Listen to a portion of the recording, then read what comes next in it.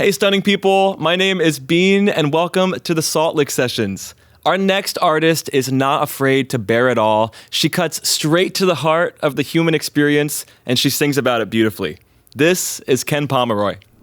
Hi, Ken. Hi, how are you? I'm good. How are you? I'm good. I'm enjoying myself. Yay, I'm happy to hear that. Yes. It means we're doing something right. Yes. You sounded so beautiful. Thank you so much. Yeah, I'm a fan. Thank you. The room, like we were saying earlier, is so beautiful and so open, but also, like you were saying, you don't feel swallowed by it. Right. It's lovely. There's been a through line. I think that pretty much everybody that we've spoken to has really loved that space. So yes. Yeah.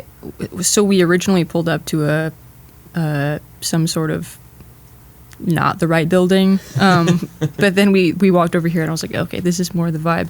And then you would never expect that this was here also. Right. It's really cool. Yeah, shout out to the Wood Brothers for their space. Mm-hmm. It's like a very obscure little red building from the front. Mm-hmm. Yeah, it's giving mullet vibes. Yeah. Business in the front, party in the back. Totally. Yeah. Where are you from, Ken? I am from Moore, Oklahoma, born and raised, but I live in Tulsa, Oklahoma right now.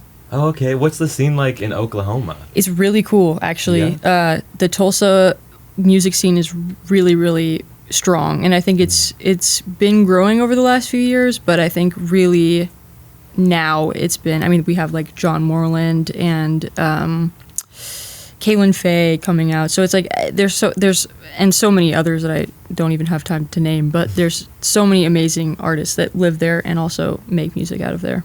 You never would know that. No, it's Tulsa, famous from Chandler Bing and Friends. Yes. Yeah. You're probably so tired of that, though. Yeah, it's actually the first time I've heard that. So, yeah? Yeah. That's where Chandler Bing goes, right? Tulsa? Yeah. You can check that out on your I might. Yeah. Are your parents musical? Do you have a musical family? Yeah, so my dad was in a band pretty much my whole life. Kind of like an alt rock band, and then he is in kind of a country band now, but pretty much the whole time of my growing up, he was playing music at some point. Original music? Some original at the beginning, but mostly kind of like cover band vibes. Okay, so he would bring you along to the gigs? Yeah, oh yeah. Did you spend like your childhood in the bars? Yes, but it was because I was playing the bars. I started playing music when I was 13. So I think my first gig, I had to have the whole affidavit thing, and my dad come along with me. It was crazy. Yeah, so you've been working at this for a minute. Yes. Okay. Longer than I haven't been, which is kind of weird to say, but yeah. Oh, that's actually so true. Yeah. So then, would you say that your influences growing up are the kinds of artists that your dad was covering in his band? Not necessarily. I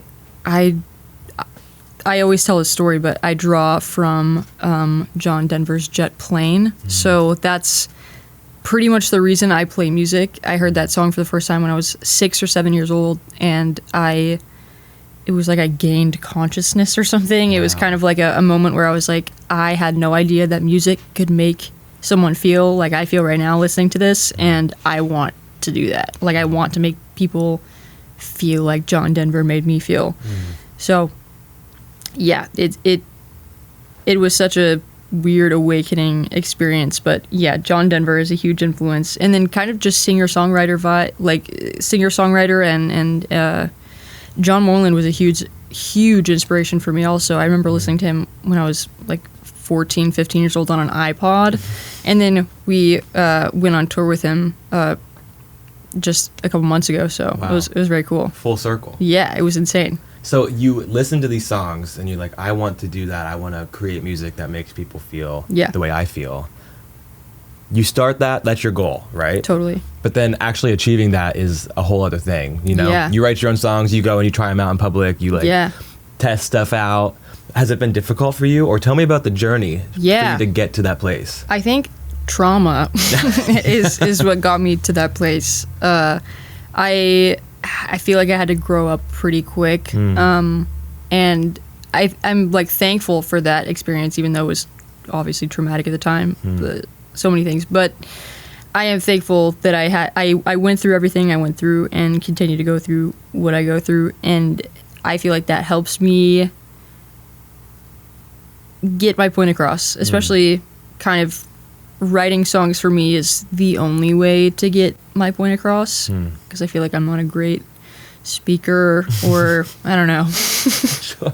I think you're a good speaker. Oh, thank you. Yeah, you're good at this. Thanks. Yeah, of course. So have you found that you've built community around like a shared trauma experience with people that can relate to your songs? I think that I always say, like, growing up, I could never find a song sad enough, and I strive to write those songs.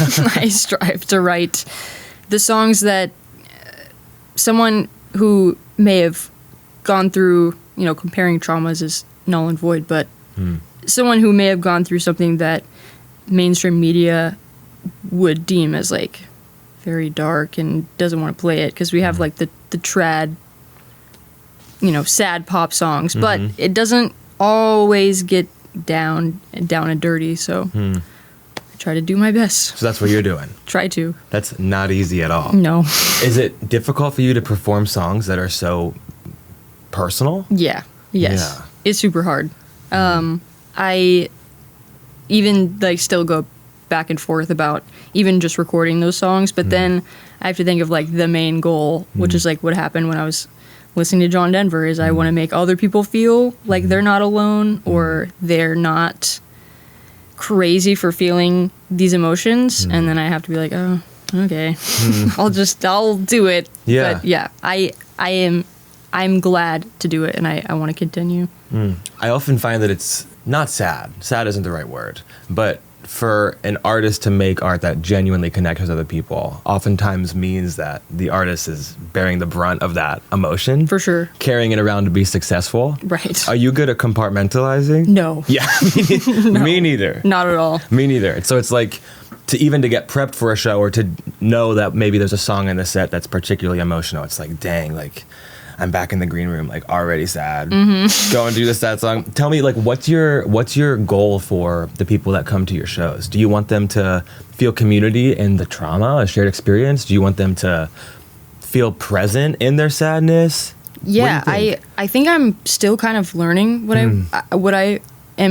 my main goal is for people to feel, but I want people to feel whatever they want. Like, I think it's really important for the narrative to be subjective, but also objective, to, like, you can, if you think that this song means one thing and you connect with it that way, please, by all means, like, take that and run with it. But I also try to, like, kind of incorporate a lighthearted comedic vibe in between songs to try to, like, balance. But yeah, I think whatever people want to feel, they should totally feel. I'm with you.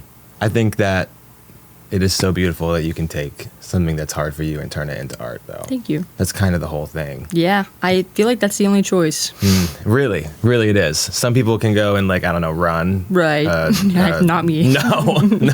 I'll take the pen and we're all set. Yes. Who are some artists right now that you think everyone should listen to? Well, I am so on the MJ Linderman train. Oh my god. His new album is the pinnacle of, like, what I think an album should be. It is so good. It's so funny, and it's so well written, and, like, production wise, so good. I'm so excited for that. And Waxahachie, of course. And then some smaller artists, Kaylin Faye.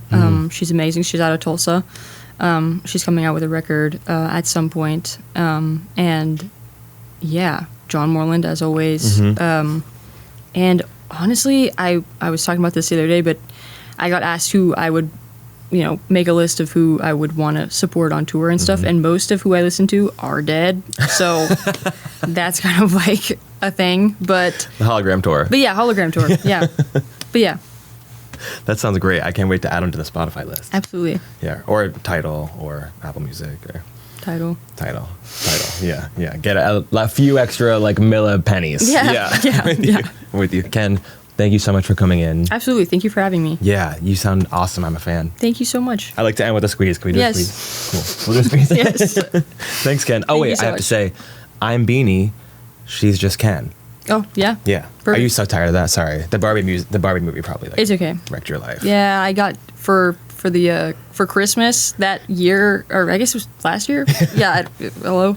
Last year, all I got was, like, I'm just Ken, or I'm Ken. It's like all the merch and like Yes. hoodies and stuff. It's crazy. The merch makes itself, yeah. Yeah. And honestly, kind of like the duality of going and hearing a melancholy set and then leaving with like a Barbie themed I'm just Ken shirt is kind of good to me. It could work. I'm with you. Thank you, Ken. Thank you so much. Hey, stunning people. If you're loving our music, make sure to give us a like and a subscribe. And comment below who you want to see next.